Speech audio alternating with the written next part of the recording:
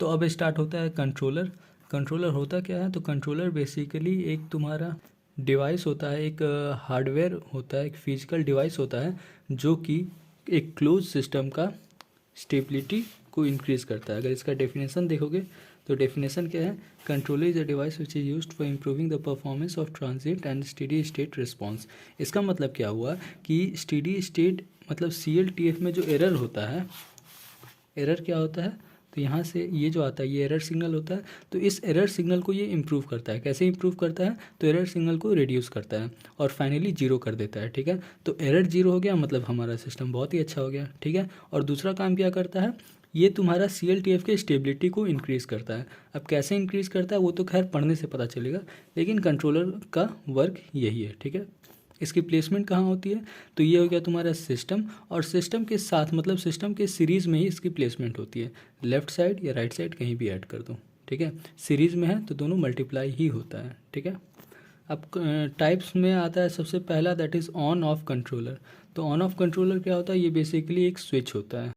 ठीक है, तो यहाँ पे एक स्विच लगा दिए, ऑन करोगे तो ये ऑन हो जाएगा, ऑफ करोगे तो ये बंद, स्विच ऑफ हो जाएगा। ठीक है, तो इसमें कुछ नहीं है।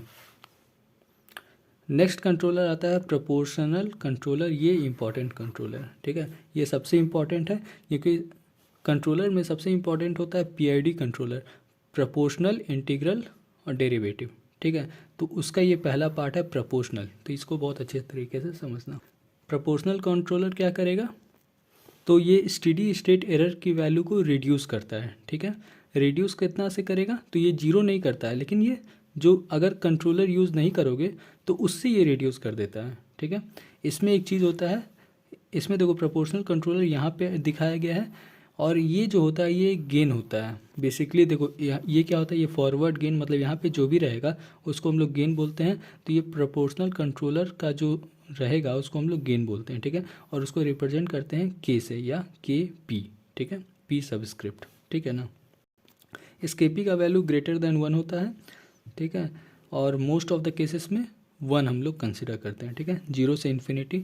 और ये जो K है, ये जो हम लोग पिछले चैप्टर बोडे प्लॉट में जो गेन पढ़े थे, बोडे प्लॉट या हाँ बोडे प्लॉट में, तो वही वाला गेन है। ठीक है, ये कुछ अलग नहीं है, सेम वही चीज़ है। ठीक है, तो सबसे पहले इसको हम लोग पढ़ते हैं टाइप 0 सिस्टम के लिए, टाइप 0 ऑर्डर 1 सिस्टम के लिए, कि ये प्रोपोर्शनल कंट्रोलर टाइप 0 ऑर्डर 1 में कैसे बिहेव करता है, मतलब कैसे ये एरर को रिड्यूस करता है और स्टेबिलिटी पे क्या अंतर आता है, मतलब क्या इफेक्ट आता है इसके इंस्टॉलमेंट से। ठीक है, तो अब यहाँ पे देखो ये जो है ये तुम्हारा क्या हो गया, ये तुम्हारा एक CLTF है जिसमें ये क्या है फॉरवर्ड गेन, और ये हो गया तुम्हारा कंट्रोलर। अब इसको कंफ्यूज मत करना, ये फर्स्ट ऑर्डर का स्टैंडर्ड रिप्रेजेंटेशन जैसा दिख रहा है, लेकिन ये कोई रैंडम फॉरवर्ड गेन है। ठीक है, इससे कंफ्यूज मत होना कि ये फर्स्ट ऑर्डर का स्टैंडर्ड वाला चीज़, नहीं नहीं, ये कोई रैंडम OLTF हम लोग कंसिडर कर लिए। ठीक है, तो इसमें हम लोग दो चीज़ करते हैं, एक विथ कंट्रोलर और एक विदाउट प्रोपोर्शनल कंट्रोलर। ठीक है, तो जब विदाउट करोगे तो ये तुम्हारा क्या हो जाएगा, ये इसी को हम लोग OLTF बोल देंगे। अब स्टैंडर्ड वाले में CLTF का स्टैंडर्ड रिप्रेजेंटेशन ये है, उसका OLTF ये है, लेकिन इसे कंफ्यूज मत करना, ये कोई रैंडम हमने ले रखा है। ठीक है, इसका CLTF भी अलग होगा। ठीक है, और यहाँ पे इनपुट हम लोग क्या लिए हैं, स्टेप इनपुट लिए हैं। ठीक है, तो अब अगर विदाउट के, सबसे पहले यहाँ पे कंट्रोलर इंस्टॉल नहीं है, विदाउट के है। ठीक है, तो इसमें स्टेडी स्टेट एरर निकालो। तो देखो स्टेप इनपुट के लिए स्टेडी स्टेट एरर क्या होता है, पोजीशन एरर कोएफिशिएंट से देते हैं 1/1 + KP। अब ये जो KP है ये पोजीशन एरर कोएफिशिएंट है। ठीक है, ये वाला KP नहीं है। ठीक है, कन्फ्यूज़ मत करना। तो KP क्या होता है, लिमिट टेंड्स टू 0 OLTF, मतलब G(s). तो यहाँ पे जो G(s) होता है ये OLTF होता है। देखो एक चीज़ हमेशा याद रखो, स्टेडी स्टेट कहाँ एग्जिस्ट करता है, क्लोज्ड सिस्टम में। ठीक है, और स्टेडी स्टेट का फॉर्मूला हम लोग किस पे लगाते हैं, OLTF पे। ठीक है, कहने का मतलब ESS एग्जिस्ट वहीं करेगा जहाँ पे CLT क्लोज सिस्टम होगा। मतलब अगर ये क्लोज सिस्टम नहीं होता तो भी तो हमारे पास OLTF है, तब भी हम लोग ESS कैलकुलेट कर सकते हैं, लेकिन ESS का कॉन्सेप्ट सिर्फ और सिर्फ क्लोज सिस्टम पे होता है। ठीक है, इसीलिए OLTF के होने से या ना होने से फ़र्क नहीं पड़ता है। स्टेडी स्टेट एरर के लिए हमें OLTF चाहिए। ठीक है, तो ये 1 आ गया। ठीक है, अब K लगा दिए, दैट इज़ प्रोपोर्शनल कंट्रोलर हमने इंस्टॉल कर दिया। अब देखते हैं, तो अब देखो ये जो तुम्हारा OLTF है इतना बड़ा हो गया। ठीक है, तो OLTF ये हो गया। अब इसमें तुम अगर KP लगाओगे तो तुम्हारा K आ जाएगा। ठीक है। तो अब k का तो वैल्यू 0 से इनफाइनाइट होता है, तो मोस्टली क्या होता है, k का वैल्यू 1 कंसिडर किया जाता है, ठीक है। तो यहाँ पे मान लो 1 से बड़ा थोड़ा 2 कर लिए, तो 2 करने पे स्टेडी स्टेट एरर कुछ ऐसा आ गया, जबकि यहाँ पे क्या आया था, स्टेडी स्टेट एरर 1/2 आया था, ठीक है। तो कहने का मतलब स्टेडी स्टेट एरर हमारा डिक्रीज हो गया, ठीक है। जैसे यहाँ पे 0.5 आया था, यहाँ पे स्टेडी स्टेट एरर 0.3 आया, ठीक है। तो स्टेडी स्टेट एरर डिक्रीज हो गया। अब इसका फ़ायदा क्या हुआ, तो फ़ायदा ये हुआ कि भाई तो ये एक ऐसा सिस्टम बन गया जो कि कम एरर प्रोड्यूस कर रहा है, मतलब इसका एक्यूरेसी ज़्यादा है, तो ऐसा ही सिस्टम तो हम प्रेफर करेंगे ना, ठीक है। अब दूसरा आता है टाइम कांस्टेंट। तो अब टाइम कांस्टेंट कैसे निकालते हैं, तो देखो टाइम कांस्टेंट के लिए हमें CLTF चाहिए, ठीक है। तो CLTF का कैरेक्टरिस्टिक इक्वेशन लिखो और कैरेक्टरिस्टिक इक्वेशन का रूट्स निकालो। रूट्स निकालने का तरीका क्या है, कैरेक्टरिस्टिक इक्वेशन को 0 से इक्वेट कर दो, फिर जो s का वैल्यू आएगा उसका रेसिप्रोकल कर दो, वही तुम्हारा टाइम कांस्टेंट होता है, ठीक है। तो इस कंडीशन में पहले हम CLTF निकालें, उसका डिनोमिनेटर कैरेक्टरिस्टिक इक्वेशन होता है, 0 से इक्वेट किए, इसका रेसिप्रोकल ये आ गया। अब टाइम कांस्टेंट एक टाइम है, एक फिजिकल टाइम है, तो वो निगेटिव कैसे हो सकता है, ठीक है। तो ये हमेशा पॉजिटिव होगा, तो पॉजिटिव ले लिए, तो τ/2 आया। जबकि अगर यही तुम प्रोपोर्शनल कंट्रोलर का निकालोगे तो ये τ/3 आया। मतलब क्या हुआ, टाइम कांस्टेंट भी रिड्यूस हो गया, ठीक है। तो ये हमारे लिए एडवांटेज हो गया, स्टेडी स्टेट एरर भी एडवांटेज, ये भी एडवांटेज।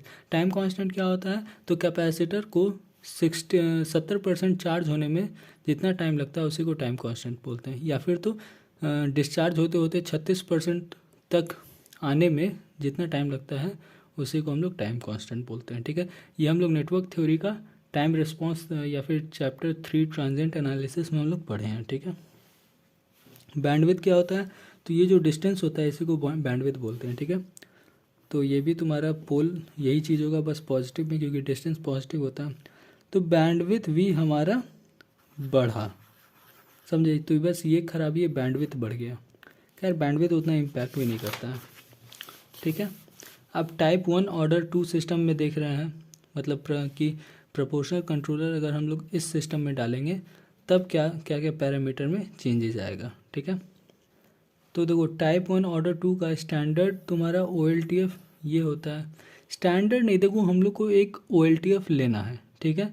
तो हम लोग वही लेंगे जिससे हम लोग रेलेवेंट हैं, जिससे हम लोग मतलब जानते हैं कि अच्छा इसमें ऐसे ऐसे होता है, ठीक है। तो हमने एक रैंडम ले लिया। अब चूंकि यही हम लोग जानते हैं कि इसमें एक जीटा होता है डैम्पिंग, इसमें एक फ्रीक्वेंसी होता है, ठीक है, तो हमने ये कंसिडर कर लिया, ठीक है। और प्रोपोर्शनल कंट्रोलर, ठीक है। अब इसका भी सेम वही सब चीज़ करेंगे, स्टेडी स्टेट एरर निकालेंगे, ठीक है। तो स्टेडी स्टेट एरर का वही चीज़ किए हैं, देखो स्टेडी स्टेट एरर निकाले हैं, ठीक है। अब यहाँ पे इनपुट क्या लिए हैं, रैंप। तो रैंप में क्या देता है, केवी तुम्हारा स्टेडी स्टेट एरर देता है, केवी में SG(s) होता है, ठीक है। तो ऐसे पुट करोगे तो तुमको देखो स्टेडी स्टेट एरर जो है वो रिड्यूस हो गया, ठीक है। तो कहने का मतलब प्रोपोर्शनल कंट्रोलर जो है स्टेडी स्टेट एरर को रिड्यूस करता है, ठीक है। तुम किसी भी सिस्टम में निकाल लो वो कम ही आएगा, ठीक है। तो यही था प्रूफ करने का।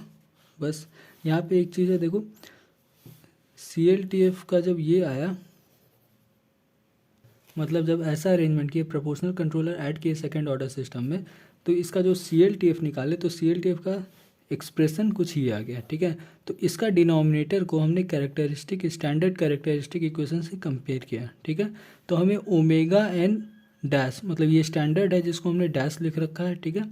तो डैश इज इक्वल टू अभी वाला का, मतलब इसका ये सब वैल्यूज़, ठीक है।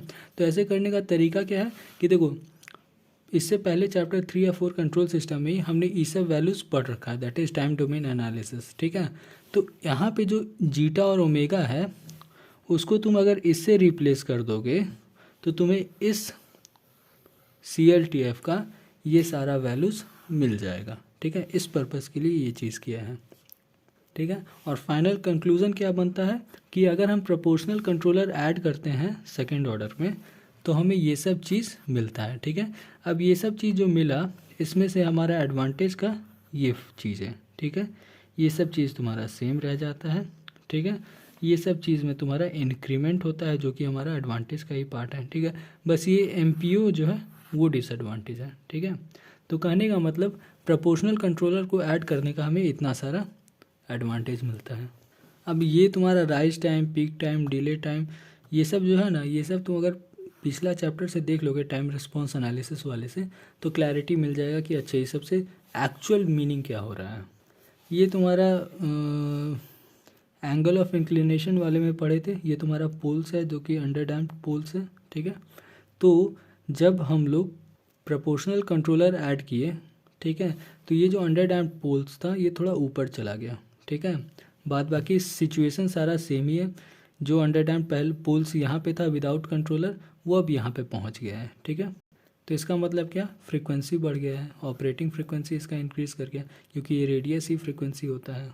और ये स्टेप रिस्पॉन्स देखो यहाँ पे एमपीओ जो है, एमपीओ क्या होता है, ये जो स्टीडी वैल्यू है इससे जो पहला राइज जाता है तो ये डिस्टेंस एमपीओ होता है, ठीक है। तो जो विथ के मतलब कंट्रोलर का एमपीओ यहाँ पे है और विदाउट कंट्रोलर का एमपीओ यहाँ पे है, ठीक है। ये कम हाइट है, ये ज़्यादा हाइट है, ठीक है। तो ये बस डिसएडवांटेज है, क्यों, क्योंकि देखो ये जो फ्लक्चुएसन है फाइनली ये सेटल हो रहा है, तो ये फ्लक्चुएसन हमें नहीं चाहिए। जैसे सरकार 220 वोल्टेज देता है तो 220 से ये ऊपर जा रहा है मतलब 280, अब 280 जाएगा तो भाई तुम्हारा डिवाइस ख़राब हो जाएगा, ठीक है, क्योंकि फाइनली ऐसे करके 220 पे ही आना है, तो ये भी तो नहीं होना चाहिए ना। इसीलिए एमपीओ जितना कम होता है उतना हमारे लिए अच्छा होता है, ठीक है। तो हम तो 0 एमपीओ चाहते हैं, लेकिन वो तो प्रैक्टिकली पॉसिबल है नहीं। अब नेक्स्ट है डेरिवेटिव कंट्रोलर, ठीक है। डेरिवेटिव मतलब क्या, डेरिवेशन, ठीक है। अब डेरिवेशन मतलब डिफ्रेंसिएशन, ठीक है। और डिफ्रेंसिएशन के लिए हम लोग कौन सा शब्द यूज़ करते थे, एस, ठीक है। लैप्लास में एस न्यूमरेटर में, ठीक है। न्यूमरेटर में एस कहने का मतलब क्या हुआ कि ये तुम्हारा इंडिकेट कर रहा है कि एक जीरो ऐड हुआ है, कहाँ पे, ओरिजिन पे, ठीक है। क्योंकि जो तुम्हारा डेरिवेटिव में जो गेन हम लोग यूज़ करते हैं, देखो हर एक कंट्रोलर में एक गेन होता है, ठीक है। तो प्रोपोर्शनल में जो गेन था डेरिवेटिव में अलग गेन है, और इसका गेन का क्या है, केडी नाम, ठीक है। और यहाँ पे जो गेन यूज़ करते हैं इस गेन के साथ एक जीरो हमने ऐड कर रखा है, ठीक है। तो अगर जीसीएस को तुम ट्रांसफ़र फंक्शन मानोगे तो ये क्या कंट्रीब्यूट करेगा, ये तो पूरा न्यूमरेटर है जिसमें ये कांस्टेंट है, और ये क्या है, ये तुम्हारा वेरिएबल है एस, तो ये तुम्हारा एक जीरो को इंडिकेट कर रहा है, कहाँ पे, जीरो एट ऑरिजिन, ठीक है। तो अब इसका इफ़ेक्ट क्या पड़ेगा, ठीक है। तो इफ़ेक्ट याद कर लो, जीरो जब ऐड करते हैं तो स्टेबिलिटी इंक्रीज़ करता है, ठीक है। और जीरो हम लेफ्ट हैंड साइड में ऐड करते हैं तो स्टेबिलिटी और इंक्रीज़ करता है, ठीक है। किस में ऐड करेंगे, तो OLTF में, याद रखना। जीरो अगर OLTF में ऐड करो, देखो यहाँ पे जो गेन है वो OLTF के साथ ही तो ऐड हो रहा है, क्योंकि सीरीज में मल्टीप्लाई होता है, ठीक ना। तो इसका जीरो भी बन जाएगा मल्टीप्लिकेशन के बाद। तो OLTF का में अगर हम जीरो ऐड करते हैं लेफ्ट हैंड साइड में तो CLTF का स्टेबिलिटी इंक्रीज़ होता है, ठीक है। अब इसमें अगेन स्टेडी स्टेट एरर का कैलकुलेशन करेंगे, तो एक विदाउट KD और एक विथ KD, मतलब इसमें तुम्हारा डेरिवेटिव कंट्रोलर नहीं है और इसमें है, ठीक है। तो स्टेडी स्टेट एरर के लिए OLTF चाहिए, ये तुम्हारा OLTF है, ये कोई रैंडम ट्रांसफ़र फंक्शन हमने ले लिया, ठीक है। टाइप, ये देखो टाइप 2 है, ऑर्डर 3 है, तो कोई फ़र्क नहीं पड़ता है, रैंडम हमने ले लिया। हमें बस चाहिए कि कंट्रोलर ऐड करने के बाद क्या चेंज हुआ है स्टेडी स्टेट एरर में, ठीक है, बढ़ा घटा क्या हुआ क्या नहीं हुआ, ठीक है। तो उसी के लिए तो स्टेडी स्टेट एरर जब इसका कैलकुलेट करोगे, और इसमें इनपुट क्या लिया है हमने, oh sorry, steady state error इसमें कैलकुलेट नहीं हो रहा है, इसमें हम लोग स्टेबिलिटी कैलकुलेट कर रहे हैं, ठीक है। तो ये तुम्हारा OLTF, ये CLTF, सॉरी OLTF इतना बड़ा। अब उसका कैरेक्टरिस्टिक इक्वेशन निकालो, तो कैरेक्टरिस्टिक इक्वेशन देखो, इसका कैरेक्टरिस्टिक इक्वेशन में ये तो आ जाएगा कंट्रोलर, ठीक है। तो वैसे ही हम लोग निकालते गए, तो फाइनली ये हमें क्या पता चला कि जो सिस्टम हमने ले रखा था ये सिस्टम एक अनस्टेबल सिस्टम है। कैसे पता लगा, तो कैरेक्टरिस्टिक इक्वेशन से हमने देख लिया, ये तुम्हारा जो है थर्ड ऑर्डर से पॉलिनोमियल आया, और थर्ड ऑर्डर में देखो s का पावर 1 मिसिंग है, मतलब ये बेसिक हुर्विच पॉलिनोमियल नहीं है। इसका मतलब क्या हुआ कि ये अनस्टेबल है, क्योंकि बेसिक नहीं है तो अनस्टेबल है, ठीक है। और इसी में जब हमने डिफरेंशियल कंट्रोलर ऐड किया या तो डेरिवेटिव कंट्रोलर, तो देखो तुम्हारा ऐसा इक्वेशन आया। अब इसमें S² भी है, S भी है, KD है। अब देखो पावर 3 है नहीं है, तो इसमें बेसिक हुर्विच तो कंडीशन अप्लाई होगा नहीं, तो इसका राउथ टेबल से हमने स्टेबिलिटी देखा। राउथ टेबल में साइन चेंज अगर नहीं हो रहा है, इसका मतलब राइट हैंड साइड में कोई पोल नहीं है, ठीक है। तो साइन चेंज नहीं होने के लिए इसको ग्रेटर देन 0 होना पड़ेगा, ठीक है। इसीलिए कंडीशन आता है कि इसका जो कोएफिशिएंट है, मतलब डेरिवेटिव कंट्रोलर में जो गेन होता है वो हमेशा 1 से बड़ा होता है, ठीक है, तभी तुम्हारा CLTF स्टेबल होगा, ठीक है। तो हमें कंक्लूज़न क्या मिला कि ये जो अनस्टेबल सिस्टम था उसमें हमने डिफरेंशियल कैलकुलेटर ऐड किया, कंट्रोलर ऐड किया, तो वो स्टेबल बन गया, मतलब यही सिस्टम स्टेबल बन गया, ठीक है। तो ये क्यों हुआ, तो बस इस जीरो के एडिशन के कारण हुआ, ठीक है।